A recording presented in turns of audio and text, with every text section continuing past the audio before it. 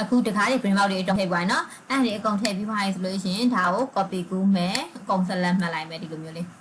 ဟိုအောက်ကဟာမပါအောင်ဒီလိုမျိုးလေးဆက်လက်မှတ်လိုက်မယ်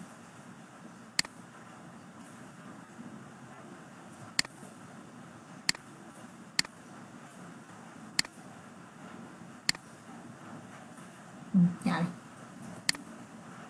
ဟုတ်ပြီနော်အားလေးကိုဆက်လက်မှတ်ပြီးတော့ copy ကူးမယ်ဘယ်ကနေကြိုင်မလဲဆိုလို့ရှိရင်ဒီ column ရဲ့တောင်လေးကနေကြိုင်နိုင်မယ်အပေါ်ဓာတ်ကို copy ကူးမယ်အပေါ်ဓာတ်နေကအများကြီးတိတ်ပြီးတော့မကွာတဲ့အတွက်ကြောင့်မလို့ဟုတ်ပြီဒီလိုမျိုးလေး copy ကူးလိုက်မယ် copy ကူးပြီးမှဆိုလို့ရှိရင်တို့တွေဘာလို့မလဲဆိုလို့ရှိရင်မတူတာလေးတွေလုံးမယ်ဒီအပေါ်ဓာတ်မှာဆိုရင်ဘာမတူလဲဆိုဒီအိမ်နောက်ဖေးဘက်မတူအိမ်နောက်ဖေးဘက်မှာ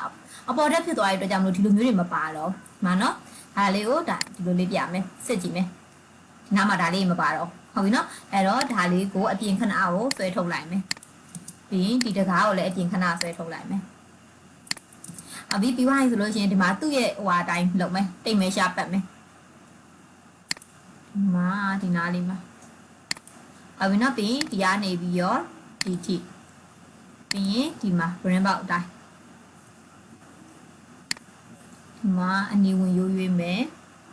ဒီထိပြီးဒီဘက်ကနေပြီးတော့ဒီဘက် brain box ထိဟုတ်ပြီအဲ့လိုမျိုးလေးရမယ်အဲ့လိုမျိုးလေးရပြီးသွားတော့မှတို့တွေအစင်စင်သွားမယ်တိတ်မေရှာအောက်ကနေဆိုလို့ရှိရင်နှစ်ပေချအန်တာ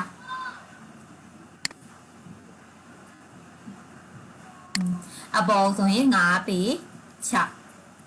အန်တာဒီလိုမျိုးလေးရမယ်အဲ့လိုမျိုးလေးရပြီးမှဒီဟာလေးမှာဟိုအပြင်ညာကိုပြန်ပြောင်းလိုက်မယ် edit လုပ်မယ် edit လုပ်ပြီးတော့ push ဘူးနဲ့လိုတဲ့နေရာဖောက်မယ်မလိုတဲ့နေရာကိုပြန်ထားမယ်ဒီထိပြီးဒီဘက်ဒီမှာဆိုဒါပြန်ပြီးပိတ်မယ်ဒီနားထိဟုတ်ပြီနော်ပြီးသွားလို့ရှိရင်ပဲလဲမယ်ဒီမှာဆိုလို့ရှိရင်ကြတော့အကုန်ပိတ်ကြမယ်ဒါကိုရင်ပိတ်လိုက်မယ်ပိတ်ပြီးသွားတော့မှ rectangle ဆွဲပြီးပြန်ဖောက်မယ်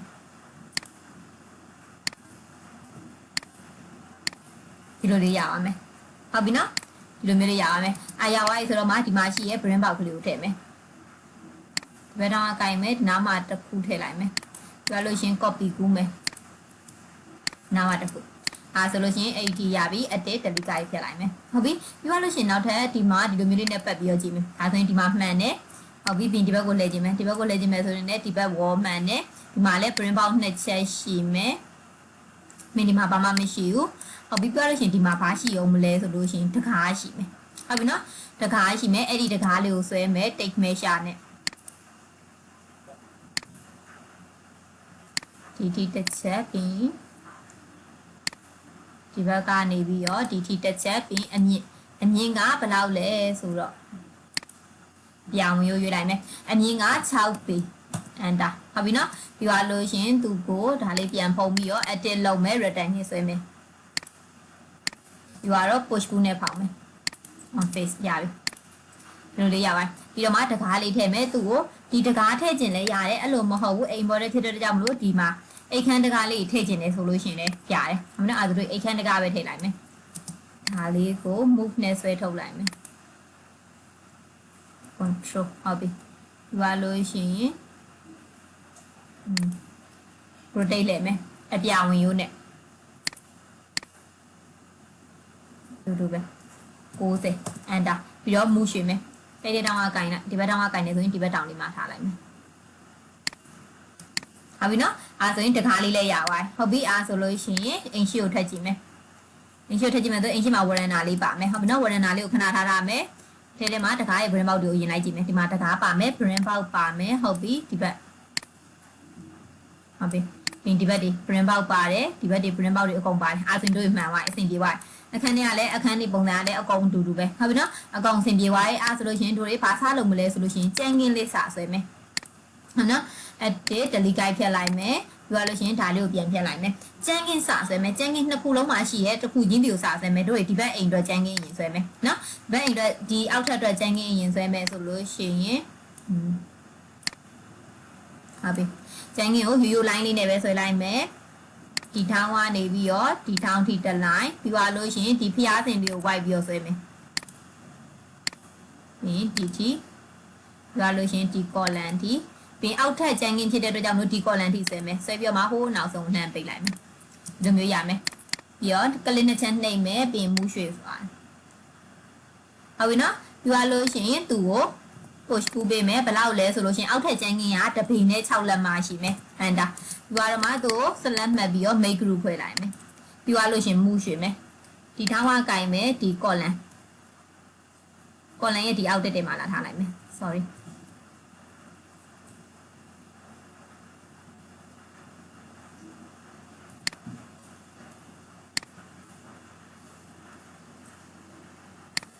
is it ဟုတ်ပြီအားဆိုလို့ရှိရင်ဒါလေးတစ်ခုရမယ်ကြံငင်းလေးတစ်ခုဟုတ်ပြီနော်ကြံငင်းလေးတစ်ခုရပါမယ်ဟုတ်ပြီပြီးသွားလို့ရှိရင်နောက်တစ်မျိုးဒီမှာဒီအိမ်ဘော်ဓာတ်အတွက်ကြံငင်းအိမ်ဘော်ဓာတ်အတွက်ကြံငင်းကကြတော့ဒီဘွားနေပဲဆက်ပြီးဆွဲလိုက်မယ်ခုနလိုမျိုးပဲ line မမတူဒီကနေဒီထိတစ် line ပြီးသွားလို့ရှိရင်ဒီထိတစ် line ဒီထိဒီနားတွေအထိအကုန်တူသေးရဲ့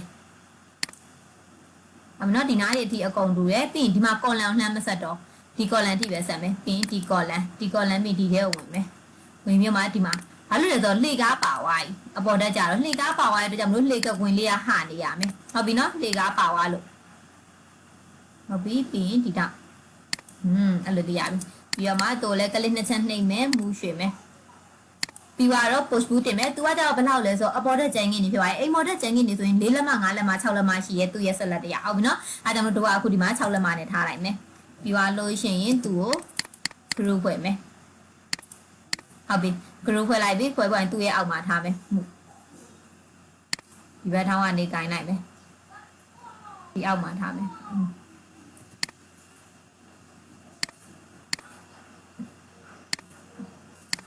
ဟုတ်ပြီနော်အဲ့ဒါဒီလိုမျိုးလေးရပါမယ်ဒီလိုမျိုးတွေရပါပြီဒီလိုတွေရပါရင်ဆိုလို့ရှိရင်တို့တွေအဲ့ဒါကိုဘာဆက်လုပ်မလဲဆိုရင်အဲ့တော့ဘာဆက်လုပ်မလဲဆိုရင်ဒီမှာကြမ်းခင်းလေးခင်းပြီးသွားပြီဖြစ်တဲ့ကြောင့်မလို့ကြမ်းခင်းလေးတွေကို material ချိန်လိုက်မယ်စေပုံလေးနဲ့ကြမ်းခင်းခင်းမယ် flooring နဲ့ဝင်လိုက်မယ် flooring ဆိုတော့ဘာလေးလောက်ရမလဲဒီဟာလေးပဲသသားလေးပဲချိန်လိုက်မယ်ဒါလေးယူလိုက်မယ်ဟုတ်ပြီဒါလေးအဆင်ပြေတယ်ဟုတ်ပြီနော်မမမိုးရေဒါတိတ်မလား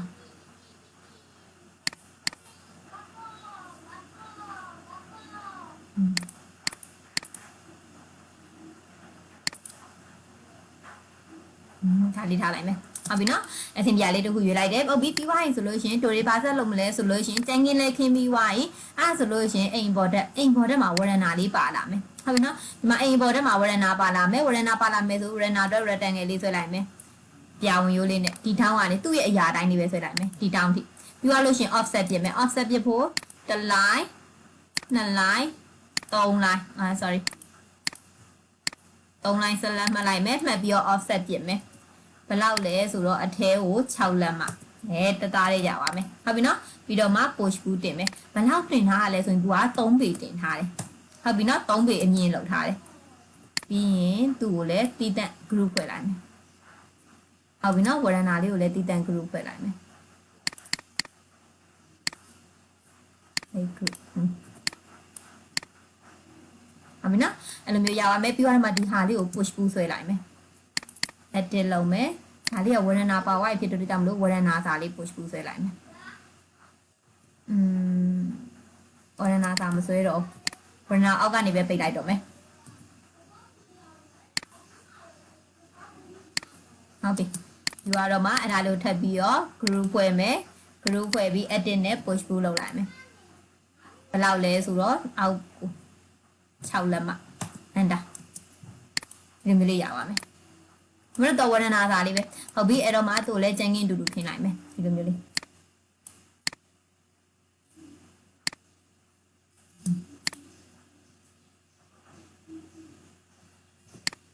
ဒါပြီးဆိုရင်ဒီပုံစံလေးရသွားပုံစံလေးရပြီဆိုရင်ဟုတ်ပြီပြီးဆိုလို့ရှိရင်ဝရဏာလေးရပါတယ်ဝရဏာလေးရပြီးသွားပြီဆိုလို့ရှိရင်နောက်ထပ်တို့တွေဘာလုပ်ကြအောင်မလဲဆိုလို့ရှိရင်လှေကားလေးတွေဆွဲရမယ်ဟုတ်ပြီနော်လှေကားဆွဲမယ်ဆိုရင်တို့တွေဒီအိမ်ရှိလှေကားလေးကိုအရင်ဆွဲလိုက်မယ်rectangle နဲ့ဆွဲမယ်ဒီကနေဒီတောင်းထိ sorry ဒီကနေပြီးတော့ဒီတောင်းထိအရင်ဆွဲလိုက်မယ်ဟုတ်ပြီနော်ပြီးတော့မှအဲ့ဒါကို make group ဖွဲ့မယ် make group ဖွဲ့လိုက်မယ်ဖွဲ့ပြီးသွားလို့ရှင် push boot တင်မယ် push boot ကတစ်ခုချင်းစီတင်မယ်ဘယ်လောက်လဲဆိုတော့6လက်မှ enter ဟုတ်ပြီပြီးသွားလို့ရှင်သူ copy ကူးမယ်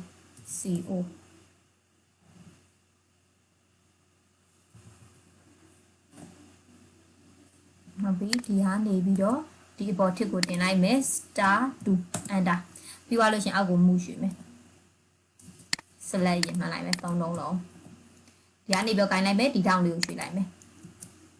ဟုတ်ပြီနော်ဒီမှာအရာလေးတွေပေါ်နေလိမ့်မယ်ဒါပေမဲ့ပြီးသွားပြီဆိုလို့ရှင်အဲ့ဒီအရာလေးတွေမပေါ်တော့အောင်လို့တို့တွေနေရာရွှေ့လိုက်မယ်အခုလောတဲ့အရာပေါ်မှာတို့တွေဆွဲလို့ရမှာပေါ့လို့ဟုတ်ပြီနော်အဲ့ဒါဒီမှာလှေကတစ်လေး3ထစ်ရပါတယ်အမှားမှာတို့တွေကလှေကတစ်ကိုအပြည့်လိုချင်တယ်ဆို edit လုပ်မယ်ဒီဟာလေးကိုသို့မဟုတ်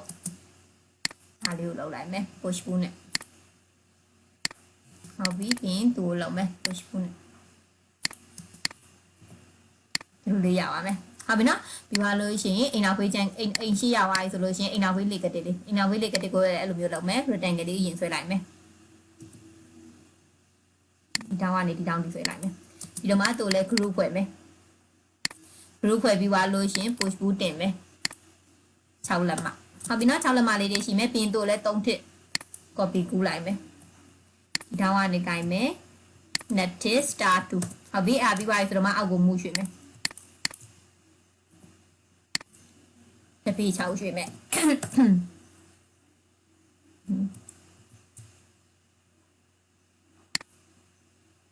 ဟုတ်ပြီပြီးပါရင်စမခုနလိုမျိုးပဲသူ့ကို edit လုပ်မယ် edit လုပ်ပြီးဆွဲချမယ်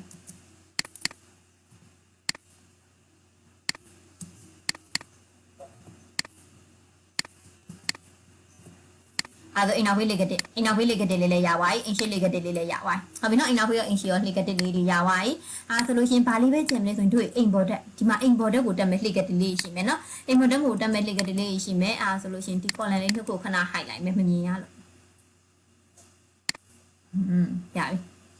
ဟုတ်ပြီလေကတဲ့ဒီကနေစပြီးတော့ရှိမယ်ဆို rectangle လေးဆွဲလိုက်မယ်ဒီအတိုင်းဒီကနေဒီတစ်ထိပ်ရှိမယ်ဒီအပေါ်ရန်အထစ်တွေအတွက်ကတို့ကဒီကနေအရင်ဆွဲလိုက်မယ်ပြီးတော့မှပြန်ပြီးဟိုလုပ်လိုက်လို့ရတယ်ဟုတ်ပြီအဲ့ဒါဒီအထစ်လေးကို make group ဖွဲ့လိုက်မယ်ပြီးသွားလို့ရှင် push pull တင်မယ် push pull ကဘယ်လောက်လဲဆိုရင်6လက်မရှိရသူကဟုတ်ပြီနော်ဟုတ်ပြီကျန်တဲ့ဟာကိုလည်း make group ဖွဲ့လိုက်မယ်ပြင်တို့လည်း push pull တင်မယ်သူလည်း6လက်မှာပဲsorry ဟုတ်ပြီပြီးတော့မှသူ့ကိုအပေါ်မှုရွှေ့လိုက်မယ်အပြာဝင်ရိုးလေး6လက်မှာ enter ဒီလိုမျိုးဖြစ်သွားမယ်ဟုတ်ပြီနော်ပြီးတော့မှအဲ့ဒါကိုတစ်စင်ချင်းစီ copy ကူးမယ်ဒီကနေပြီးတော့ဒီအစင်ကို copy ကူးလိုက်မယ်အလုံးပေါင်း star 30 enter လေကတိလေးရပါမယ်ဒီမှာဒါလေးဖြစ်နေရအောင်ဖြတ်လိုက်မယ်ရပြီအဲ့တော့မှ copy ကူးမယ်ဒီကနေကြိုင်မယ်ဒီ bottle ကလေးကိုတင်လိုက်မယ်ဒီဝိုင်းဆိုလို့ရှိရင် star 30 enter အဲ့လိုမျိုးလေးတင်လိုက်မယ်ဟုတ်ပဲလဲကြည့်မယ်ဟုတ်ပြီအမှားဆိုလို့ရှိရင်နောက်ဆုံးတစ်ကလေးကနည်းနည်းလိုပဲနောက်ဆုံးတစ်လေးတစ်ထစ်ကလွယ်ရင်ကျန်တဲ့ဟာရေကောင်တော့ကိုလမနောက်ဆုံးတစ်ကလေးက10လက်မှရှိမယ်နောက်ထပ်တစ်လက်မှထပ်တင်လိုက်တယ်ဟုတ်ပြီနော်အဲ့ဆိုရင်နှိပ်ကတစ်လေးတွေအမြင့်ကအကုန်လုံး6လက်မှရှိရဲဒါပေမဲ့နောက်ဆုံးတစ်ကလေးတစ်ထစ်ပဲ10လက်မှဖြစ်မယ်ဟုတ်ပြီနော်ပြီးတော့မှစနာဖြောက်ထားတဲ့ဟာလေးနှစ်ခုကိုပြန်ပြီးတော့ပြန်ခေါ်မယ် and high on နဲ့ဒီလိုမျိုးလေးရပါမယ်ဟုတ်ပြီနော်အားဆိုလို့ရှိရင်လှေကတစ်လေးရပါ යි